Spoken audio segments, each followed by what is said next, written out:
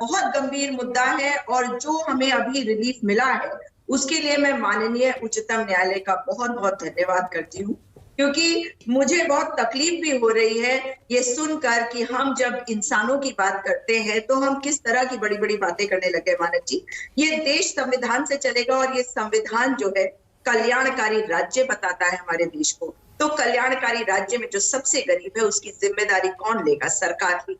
और भारतीय जनता पार्टी का चाल चरित्र चेहरा यही बताता है कि वो जिम्मेदारी नहीं ले सकते। वो पिछली सरकारों पर ठीकरा फोड़ने की उनको बीमारी हो गई है।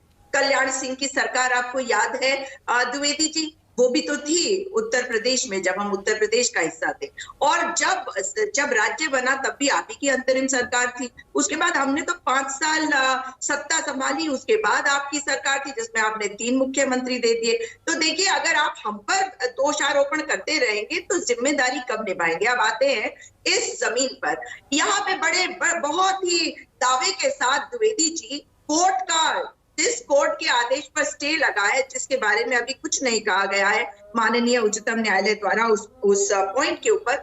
उसमें कह रहे हैं कि ये हर हालत में बस रेलवे की जमीन है। नहीं मान्यवर, ये रेलवे की जमीन आप कैसे कह रहे हैं? ये प्रूव नहीं हुआ है।